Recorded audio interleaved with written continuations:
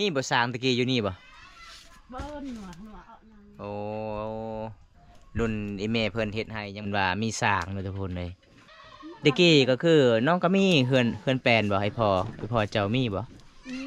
มีแต่อยู่ไปแล้วก็คือมีคนจักไปตลอดเนาะจนบ่กล้าอยู่เลยก็เลยย้ายเฮือนก็คือเฮือนเก่าปะเลยลงมาเฮ็ดเฮือนใหม่แบบนี้น้อยๆนี่แหละทุกคนสาเหตุที่น้องบ่ได้เฮือนงามคือหมู่ตะกี้แต่ก่อนรุ่นพ่อเฒ่าแม่เฒ่าเพิ่นก็มีเฮือนมีศาลเพราะว่าเดี๋ยวนี้เป็นบ้านห่างแล้วไผก็บ่กล้าอยู่ถ้าเฮาอยู่เฮาก็จะเป็นจากไปตลอดเลยพี่น้องน้องก็เฮ็ดเฮือนใหม่ผูกเฮือนใหม่เฮือนน้อยๆแบบนี้สภาพแบบนี้รักษาชีวิตไว้ก่อนเฮานอนทุกข์กะยาเนาะถ้าเฮานอนเฮือนงามเฮาก็มีคนจากไปตลอดในเฮือนก็เลยบ่กล้าอยู่นำกันทุกคนเลยเดี๋ยวนี้ก็บ่มีไผขึ้นเลยอยู่เฮือนน่ะไผก็บ่กล้าเนาะพอเจ้าเอาคนลาวแน่เนาะคนลาวก็มักโอ้อีพอซอนิ่งก็บ่แม่นธรรมดามีเสน่ห์แห้งเด้อทุกคน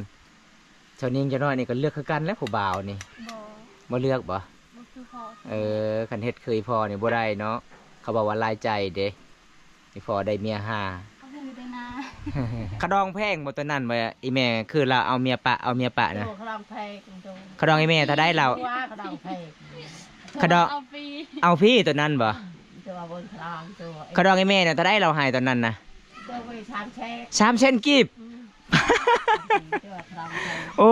3 เซนกีบจุมพ่อเนาะอีพ่อโซนิ่งเอาเมียปะจนฮอด5 คนทุกคนเลย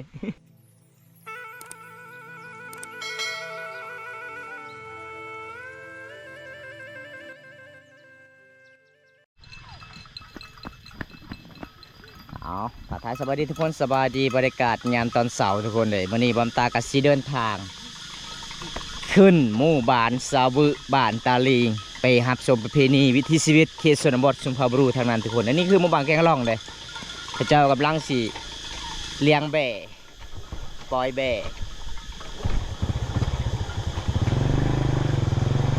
ชนบทบ้านเฮานี่ดำรงชีวิตก็คือแบบนี้เลยทุกคน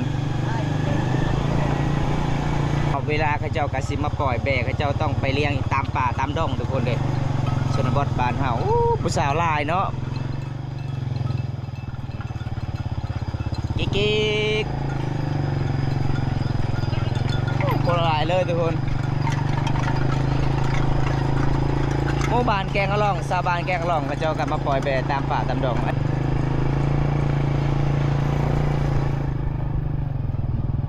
อันนี้คือป่วยบ้านเฮาเอิ้นตะเลียลายเนาะขวายซะหน่อยไม่ได้ขวายตัวตุ้ยๆเลยเวลาเขาจะมาปล่อยต้องมาปล่อยอยู่ป่าอยู่ดงส่วนบทบานเฮาคือแบบนี้ล่ะทุกคนเอ้ยดำรงชีวิตพี่น้อง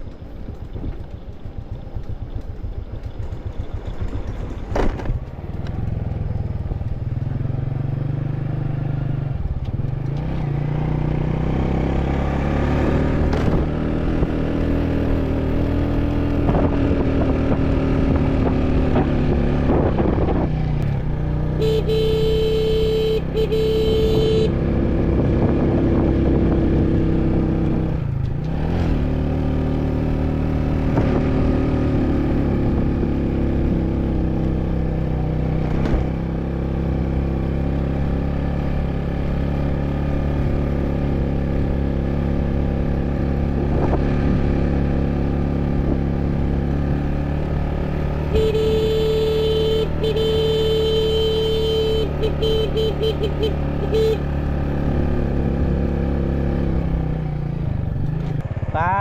สาวน้อยกำลังตักน้ำทุกคนเห็นบ่เขตชนบทบ้านเฮานี่แบบนี้นะทุกคนดังลงชีวิตสวยเวียกอีพออีเมตั้งแต่น้อยเลยป้าเอาเพื่อสิหอดเรือนสารบ้านซองน้องบ่เป็นเรื่องง่ายเลยทุกคนเบิ่งนี่พี่น้องนี่อันนี้คือเป็นบ้านเขาวิถีชีวิตบ้านเฮาก็คือแบบนี้แหละทุกคนเดี๋ยวบอมตากาสิออกจากบ้านสะบึกบอมตากาสิเข้ามุ่งหน้าไปสู่หมู่บ้านตะเลงต่อเลยทุกคนเลยเส้นทางนี้ก็คือเป็นเส้นทางอีก1 หมู่บ้านกับบ่มีหมู่บ้านแล้วต่อไปทุกคนแนมเบิ้งทางใดกะจะเป็นภูเขาล้วนๆเลย เขตนี่ตะกี้แต่ก่อนชนร้ายก็เจ้าเฮ็ดให้ส่วนมีสางเข่าอยู่ในไห้เขาเจ้าเด้พี่น้องยามเวลาสุกเข่าไห้มันมีสางออกลงมาแต่ผู้ก็เลยเฮ็ดเข่าไห้ของเขาเจ้าพี่น้องเอ้ยช่วงนี้ก็บางบ่อนมีบางบ่อนบ่มีแล้วสางพี่น้องสางป่าทุกคนและเบิ่งเท่าใดก็จะเป็นภูเขาทางพุ่นก็คือภูเขาบ้านตะลิงพี่น้องทางนี้ก็คือภูเขาบ้านสะบึ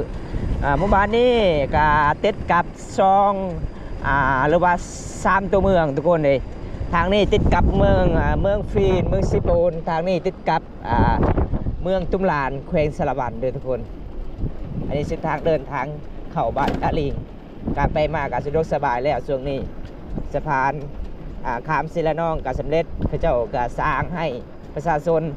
เก่าหมู่บ้านเดินทางสะดวกสบายข้ามเซละน้องพี่น้องเขตชนบทนี่เวลาเฮาฮอดหมู่บ้านนี่ใกล้สิเข้าหมู่บ้านต้องเห็นเหล่าเขาก่อนเขาเจ้าตั้งจากหมู่บ้านนอกจากหมู่บ้านคนอันนี้คือเหล่าเขาเด้พี่น้องเหล่าเขาเจ้าต้องตั้งจากหมู่บ้านนอกจากหมู่บ้านเลยมันเป็นตามประเพณีสุมเผาบรูบ้านเฮาถ้าตั้งติดกับบ้านเลยว่าอยู่กลางบ้านมันก็บ่ได้เลยทุกคนต้องตั้งนอกจากหมู่บ้านแบบนี้พี่น้องอันนี้คือเหล่าเขาของชาวหมู่บ้านทั้งหมดทุกคนเขาเจ้าตั้งเลียนกันเลยเดี๋ยวผมตากันสิเข้าหมู่บ้านตะลิงก่อนบรรยากาศยามตอนเช้าหมู่บ้านสุดในเมืองนองเฮาเลยบ้านต่อไปก็บ่มีแล้วในเขตนี้ทุกคนมีแต่หมู่บ้านนี่ล่ะพี่น้องเขาหมู่บ้านนี้ก็สัญญาณก็บ่ค่อยดีเลยทุกคนบ่ค่อยมีเลยต้องปีนภูเขาทางพูนมีสัญญาณโทรศัพท์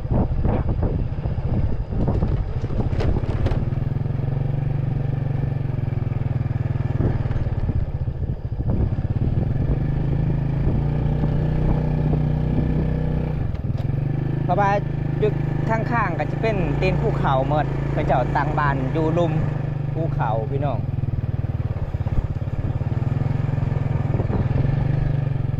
บรรยากาศในชนบทยามตอนเช้าบ้านตะลิงเมืองนองเขตสวรรณเขตมันกับประมาณสำเนียงเราทุกคนเลยชนบทชุมเขาบรูมังกรส่วนไร่ช่วงนี้เขาเจ้ากำลังสิปลูกมันสำปะหลังเห็ดไห่เห็ดส่วนบางคนก็บริยูบานทุกคนเลยออกไห่ออกสวนหลายเลย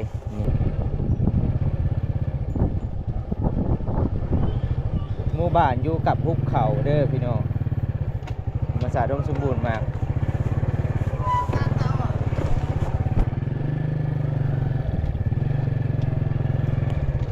ชาวบ้านก็สิเงียบเลยตาก็สิพาทุกคนไปหลอกเก็บทางนี้ต่อทุกคน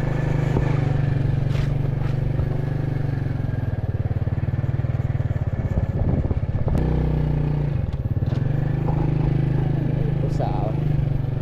โคตรหลายเลยหมู่บ้าน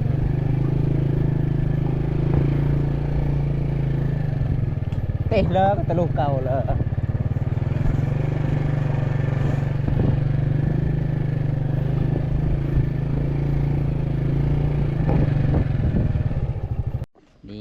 ทุกคนตอนนี้น้องสาวเพื่อนหากมาแต่หายที่สวนเลยทุกคนเลยไปกับแม่ส่วนน้องสาวเพื่อนอยู่เฮือนอยู่ศาลอันนี้คือวิถีชีวิตของน้องสาวนิ่งทุกคนเลยดำรงชีวิตที่ไหนให้สวนตามภูเขาเสียหญ้าหรือว่าปรุงมันสาวนิ่งเสียหญ้าให้น้องซักเข้าให้หรือเปล่าไม่ยังคือบ่มีเสียมนะหักแล้วโอ้ยน้องเอ้ยน้องเสียหญ้ามื้อนี้เสียมก็หักอีกปะเลยเอามาอื่นล่ะเจ้าจะเอาเสียมมาที่ไซมาเสียหญ้ามาอื่นนะบ่มีเงินจะซื้อบ่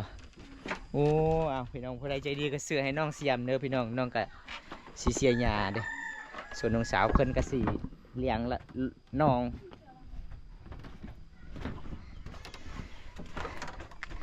มื้อนี้ข่อยเกือบสิไปนำเจ้าอยู่ให้เจ้าเด้อซะนี่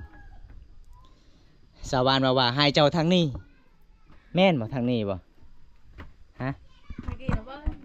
มี2บอลอันนี้ชวนเนาะอยู่นี่เนาะทางคอยไปมื้อนี้เรียบร้อยคนลงปลาแน่นอนสวรรค์บอกบ่ถึกทางเลยบ่คือว่าจักไอ้แม่กับสาวนิงเพิ่นก็สิออกให้ที่2ก็คืออยู่ภูเขาทุกคนอันนี้เฮือนชันของน้องก็ประมาณซั่นนี้มาเยี่ยมมายามน้องคือเก่า FC คิดฮอดหลายก็เลยมาจัดให้ตามคำขอบรรยากาศหมู่บ้านนี่ทุกคนนี่มีที่ภูเขาเลยสวนน้องเห็นไห่อันนี้เป็นจุดหนึ่งไห่ของน้องนี่ ตีนภูเขานี่จุดหนึ่งอันนี้ก็น้องกับปลูกเขาโดยทางพุ่นกับน้องกับสิปลูกมันสำปะหลังทุกคนเลยเจ้าสิไปใช้ถึงโตงามแท้ซอนี่หลังจากมาที่ให้ที่สวนนะตอนแรกก็อ้องอีกบ่มีแต่จนเช้าเมื่อนี้น้องอ้องให้จักคนมื้อนี้นะ2 คนกับอีแม่ช่วงนี้พ่อจะได้ไปใช้อีกพ่อแสดงว่ามื้อนี้ก็สิแบ่งให้ไปให้มันส่วนนี้พ่อคือเสียหญ้าส่วนมันสะพรัง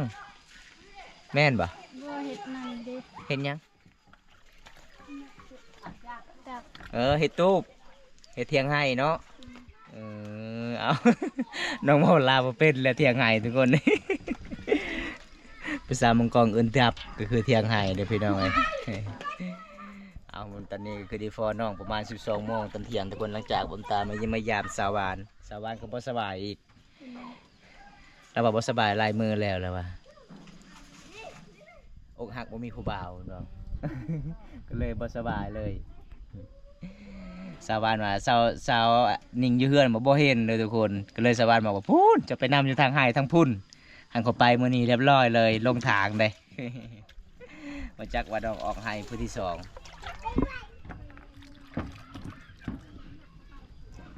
คันสิเฮ็ดมือมันก็เมื่อยลายเนาะมันฮ้อนเนาะอากาศมันฮ้อนเวลามาแต่ไห้ที่สวนก็ตำเข่าอีกทุกคนสงสารน้องหลายเลยอันนี้เป็นเฮือนน้องหม้อก็คือประมาณ6 อันหม้อให้อยู่ให้กินเลี้ยงข้าวเปล่าไฟดีเครื่องน้องก็ประมาณสำนี้มันบ่หลายแล้วทุกคน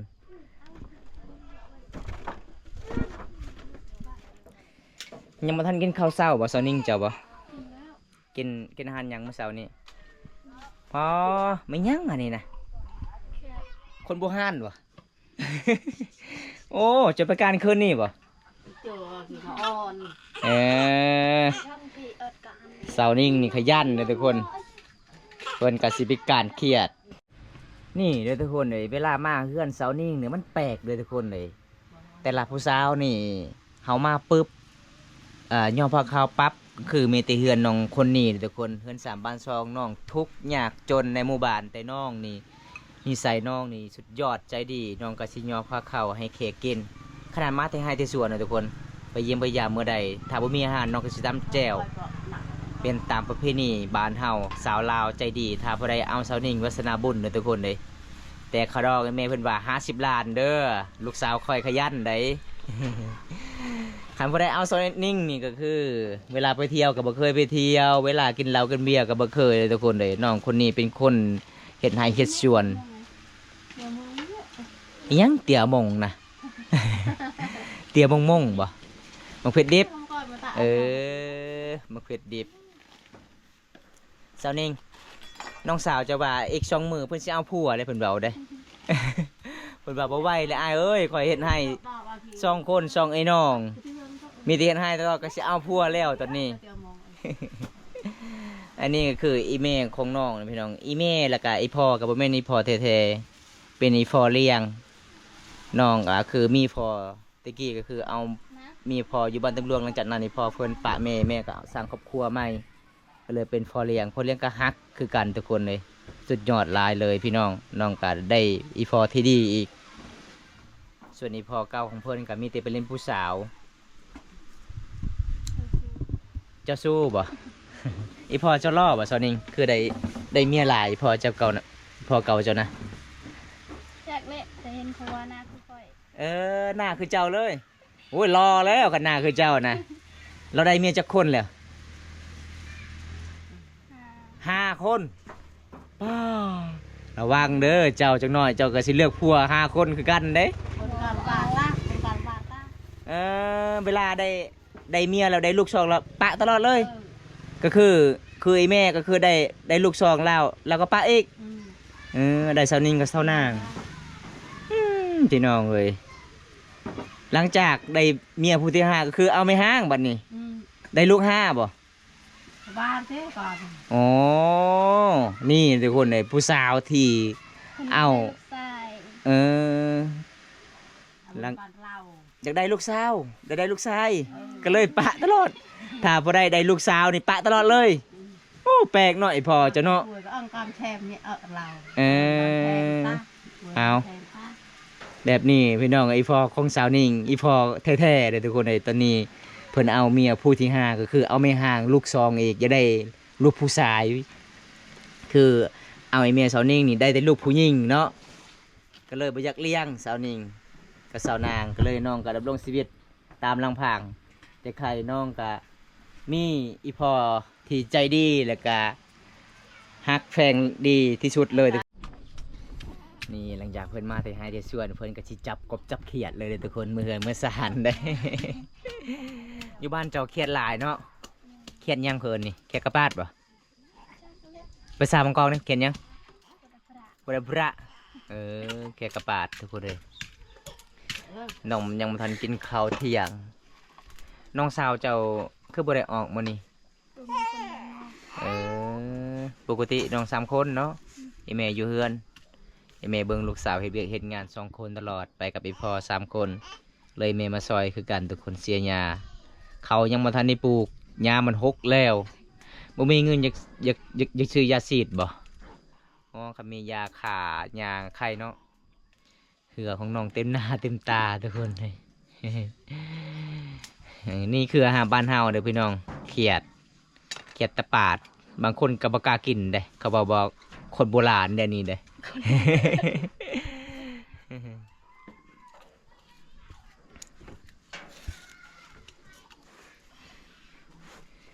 โอเคเลยขนาดลิงคือคนยังกิน กินได้บ่บ้านเฮา กินนั่นแหละ โอ้เจ้าเคยกินบ่ เคย เคยกินเนาะแต่โดนแล้วบ่เจ้าเคยกินช่วงนี้บ่มีแล้วลิงบ้านเฮายังมีบ่ยังมีหลายบ่มีแล้วเนาะมันก็ย่างคือกันเด้ผู้ใดก็เฮ็ดให้เฮ็ดสวนทางให้ทางสวนอยู่ภูมันก็นี่หมดตะกี้ได้ยินข่าวๆเขาว่าหมู่บ้านของน้องมีสร้างมีบ่ยามเขาเฮ็ดให้เฮ็ดสวนอยู่ภูนี่ยามเขาสุกนี่มันลงเฮ็ดข้าวให้เขาเว้าแม่นบ่แม่มีบ่สร้างตะกี้อยู่นี่บ่ Bơn nửa ở lào โอ้รุ่นอีแม่เพิ่นเฮ็ดให้ยังบ่ทันได้เซานิ่งนี่เพิ่นว่ามีสร้างเนาะทุกคนเลยเดี๋ยวนี้มันก็นี่หมดเพราะว่าเขาเจ้าทางให้ทางสวนมันก็ย่างคือกันแล้วเนาะเฮาตัดใหม่เฮ็ดให้เฮ็ดสวนคันบ่เฮ็ดก็ได้ Thạ lo บ่มีข้าวกินดำรงชีวิตตามเคชนบทบรูมังกร มาคนเดียว này ngọt đầu มา3 คนแต่ทีมงานทาจะบ่ไหวเพิ่นว่าเมื่อก่อน บ่าวแก้ววิไลกับบ่าวใส่เพิ่นเมื่อปะคอยแล้วคอยก็เลยจัดให้ตามคำขอ FC กินฮอดเจ้าหลายก็เลยเมื่อบ่ได้จนถาหมดมือ บอนได้หมู่บ้านน้องไปตักน้ำนะใกล้บ่ ใกล้ อ๋อเพราะว่า FC อยากเบิ่งวิถีชีวิตเจ้าไปตักน้ำ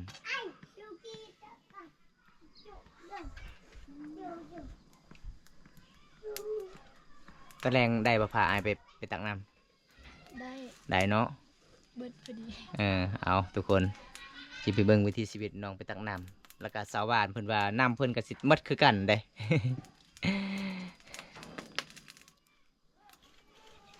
วิธีกินเนี่ยเขาแกงเอาหรือว่ามีแต่เขาปิ้งอย่างเดียว แกงก็ได้ แกงก็ได้แซ่บเนาะ Hầu này lại thế này เหือเต็มหน้าเต็มตาเลยทุกคนเลย Vợ tao nằm nó เพราะว่าไอ้ใหญ่เพิ่นว่าโอ้ยสงสารสาวนิ่งเด้สาวนิ่งบ่มีห้องสีเข้าเวลามาแต่ให้ที่สวนก็คือซอยเวียกซอยงานมันก็สิลำบากแม่นทุกคนเลยอยู่เฮือนน้องบ่มีห้องสีเข้าแต่หลังคาเฮือนบางคนก็มีเนาะห้องสีเข้าเนาะแต่เฮือนเจ้านี่บ่เห็นเลยเวลาคอยไปเบิ่งเฮือน3บ้าน2เฮือนน้อยก็คือยังที่เฮือนน้องยังนอนเลยทุกคนตะกี้ก็คือน้องก็มีเฮือนแปลนบ่ให้พ่อเจ้ามีบ่ อืม มีแต่อยู่ไปแล้วก็คือมีคนจักไปตลอดเนาะจนบุกล้าอยู่เลย แม่น ก็เลยย้ายเฮือนก็คือเฮือนเก่าปะเลยเลยลงมาเฮ็ดเฮือนใหม่แบบนี้น้อยๆนี่แหละทุกคนสาเหตุที่น้องบ่ได้เฮือนงามคือหมู่ตะกี้แต่ก่อนรุ่นพ่อเฒ่าแม่เฒ่าเพิ่นก็มีเฮือนมีศาลเพราะว่าเดี๋ยวนี้เป็นบ้านห้างแล้วเพิ่นไผก็บ่กล้าอยู่ถ้าเฮาอยู่เฮาก็จะเป็นจากไปตลอดเลยพี่น้อง Khát lo ăn này ก็เลยน้องก็เฮ็ดเฮือนใหม่ผูกเฮือนใหม่เฮือนน้อยๆแบบนี้สภาพแบบนี้ เฝ้ารักษาชีวิตไว้ก่อน เออ เฮานอนทุกข์กะยาเนาะถ้าเฮานอนเฮือนงามเฮาก็มีคนจากไปตลอดในเฮือนก็เลยบ่กล้าอยู่นํกันทุกคนเลยเดี๋ยวนี้ก็บ่มีไผขึ้นเลยอยู่เฮือนน่ะไผก็บ่กล้าเนาะน้องๆบ่ได้มางเลยบ่ปะในหันเลย อยากมากแต่บ่มีเงิน บ่มีเงินสิมางเนาะอ๋อบ่แม่นเขาเจ้าเฮ็ดผิดเวลาเช้าเฮือนนี่กกก็คือเอาไว้ทั้งลุ่มเห็นบ่กกคือขึ้นเทิง จ้ะและ ปลายคือใบลุ่มนั่นแหละบ่ได้เช้าเฮือนอันตรายที่สุดเลย ถ้าเฮาเฮ็ดบ่ถูกเพราะว่าน้องก็จำเป็นอยู่เฮือน3บ้าน2แบบนี้เด้อทุกคนนี่จะเป็นอยู่แบบนี้ล่ะคันสิอยู่เฮือนงามมันก็บ่ได้อีก ผู้สาวหมู่บ้านเจ้านี่โคตรหลายเลยคอยเบิ่งป้ออยู่เฮือนสาวอาโซดนี่เขาเอาผักกูดเต็มกระยังกำลังงามผักกูด จ้าจ้าจ้า เป็นหมู่บ้าน สด สาวโซด นี่ไปชื่อตั้งงานจุ๊บ เจ้าจะเฮ็ดงานบ่ ๆออกไปเลย ฮะอยากเฮ็ดงานคือกัน โหไป เอ้าคอยเห็นสาวด้วนสาวอาโดดเพิ่นก็ไปเฮ็ดงานอยู่เมืองนอกแล้วช่วงนี้เด้ บ่เป็น จะเฮ็ดบ่เป็นบ่พี่น้องเอ้ยน้องมาแต่ให้แต่ชวนหิวข้าวหิวน้ำเด้พี่น้องแล้วก็ในปัวเลย gigi bua te membuat tekan bua chơi รอระบายเพราะมาตะหนาน้องพวก bua làm bua bê bê để bên hạng mình phe căn tóc mai tê nâng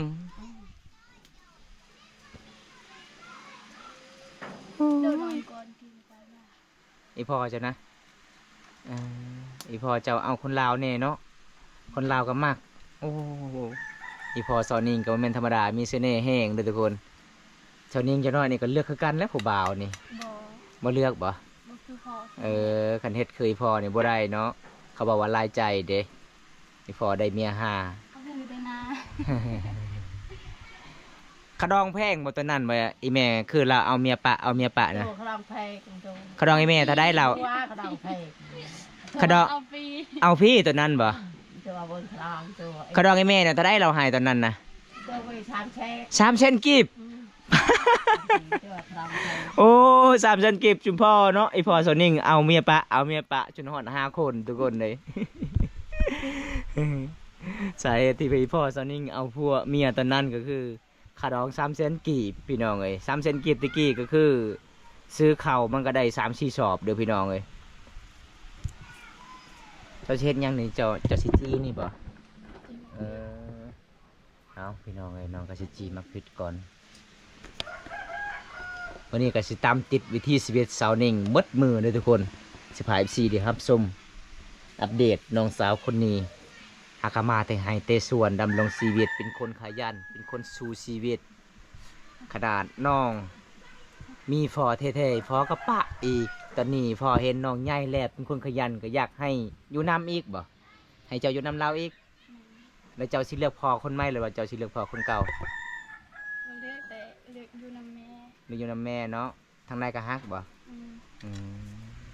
ขี้ลายก็พอเฮาเนาะ ใส่ก็อยู่นั่น เอาเฮ็ดจังใดพี่น้องก็แสแนนเฮาก็คือเข้ากันบ่ได้เนาะเฮาก็สิที่มีพ่อบ่ได้ เวลาจะไปพูดนี่พ่อก็เอิ้นมากินข้าวกินน้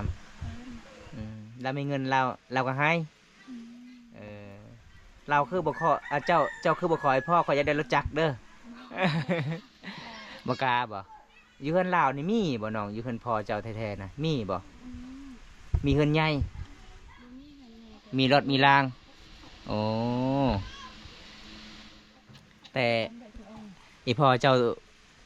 ผู้ใหม่นี่หาเงินนะครับบ่เป็นเลยเอาตั้งใจละน้ำเป็นน้องเลยเพราะว่าน้องเขาเป็นคนขยันคอยให้คอยไปคอยหาน้ำกันพอให้มีความสุขก็พอบ่ให้เจ็บบ่ให้ไข้ก็มีความสุขเงิน3บ้านเศร้าของเราทุกกะยาทุกคนอันนี้คือพัดลมที่ผู้ใหญ่ใจดีจากประเทศไทยเพิ่นก็ซื้อให้น้องอยู่เฮือนอยู่สถานการณ์ร้อนแล้วก็มีหลังคาเฮือนแน่อีกบ่ได้น้องก็สิเฮ็ดเฮือนครัวก็คือบำตากาสิทา FC ที่รับชมไปซอยน้องเลยทุกคนเลยน้องก็บ่มีบ้านนอนห้องนอนมันติดกับเตาไฟบ้านฮ้อนหลายเลยทุกคนพอดีน้องก็สิออกอีกทางพุ่นพี่น้อง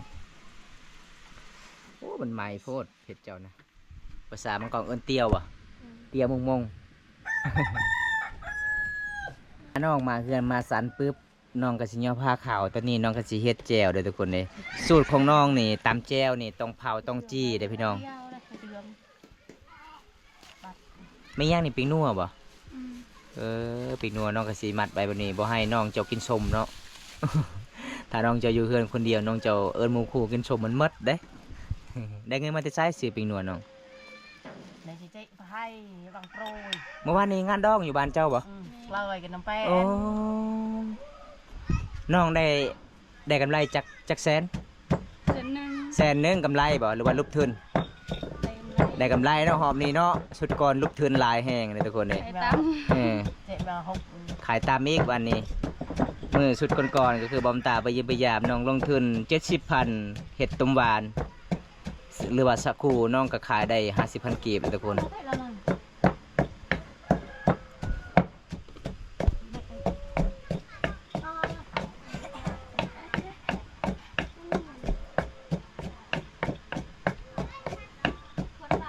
อีพ่อเจ้ายังบ่มาเลยเนาะตอนนี้เนาะ12:30เลยได้น้องเอ้ย เดินดอย เอออีพ่อถือข้าวส่วนน้อง2คนบ่ได้ถือข้าวคันสิเฮ็ดหมดมื้อกะน้องสาวยังน้อยเนาะน้องสาวเจ้าเนาะน้องสาวลาก็เลยปะบ่ได้ทุกคนเพิ่นก็อยากกินนม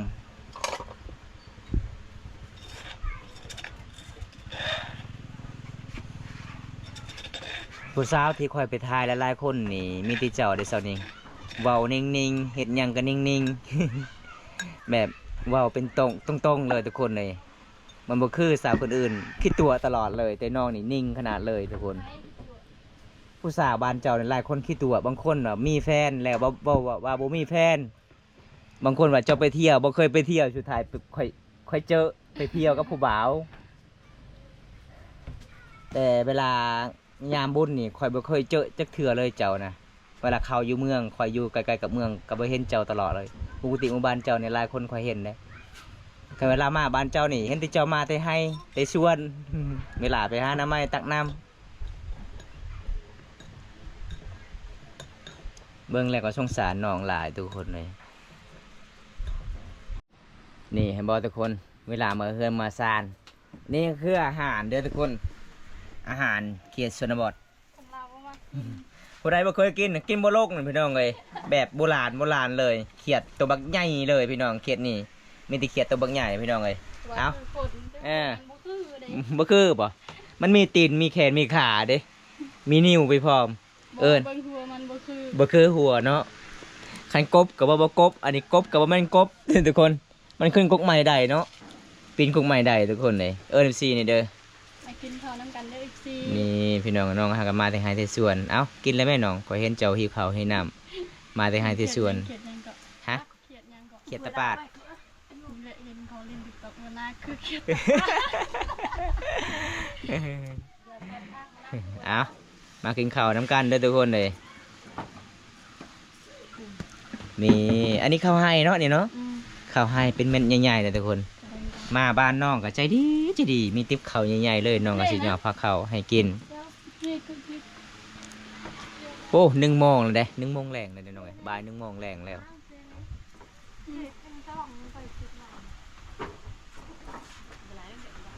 อันนี้คือวิถีชีวิตของสาวลาวเลยทุกคนเวลาเขากินข้าวกินน้ำเขาเจ้าต้องย่อน้ำนี่น้ำล้างมือเขาบ่ต้องออกจากนอกต้องล้างมือล้างตีนกินข้าวกินน้ำได้ทุกคน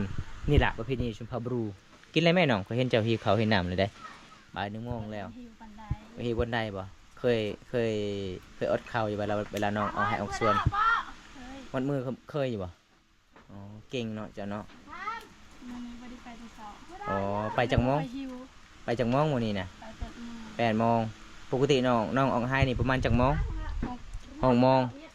แต่มื้อนี้ก็คือ8 โมงโอ้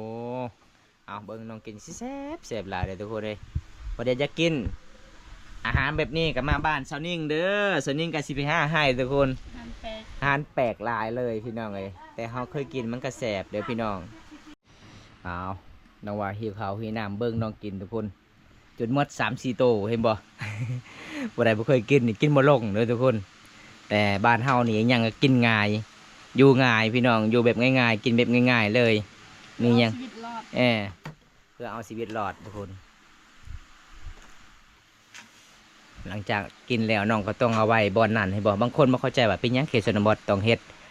บอนเวลาบอนเฮ็ดกินก็จะต้องเฮ็ดห่างๆเฮ็ดเฮือนต้องแบบนี้แหละเวลากินข้าวกินน้ำต้องเอาไว้จุดนั้นพี่น้องถ้าเอาไว้จุดนี้ก็จะเป็นมีแมวมีไก่ขึ้นเฮือนขึ้นศาลมันก็กิน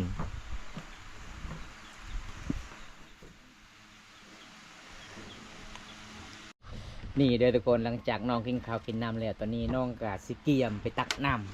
ำเบิดก็คือต้องไปตักทุกคนมือสมองไดเบิดก็คือน้ำก็ต้องให้ประตักตลอดถ้าบ่ได้ประตักคือมื้ออื่นเสาร์เฮาก็สิออกให้ออกสวนมันก็บ่ทันเฮ็ดทันงานมื้อหนึงก็คือได้2เทื่อมันสิไกลเลยบ่ทุกคนมื้อนี้บำตาสิพาทุกคนได้รับชมตามติดวิถีชีวิตชาวลาวเขตนี้ไปเอาน้ำกินแล้วก็ไปตักน้ำกินน้ำสางอยู่บ่อนใดหรือเจใดทุกคนเวลาไปต้องใส่กระทงนี่บ่กุยเอาเนาะบ่มีไม้หาบถ้าสีไปตักนำมาดานต้องหาบใส่คุอันนี้ถ้ามันหาบมันไก่ทุกคนนี่ก็เลยบ่ไหวน้องก็ต้องกุยต้องเอาแบบ หนั นี้ กข้างเดียว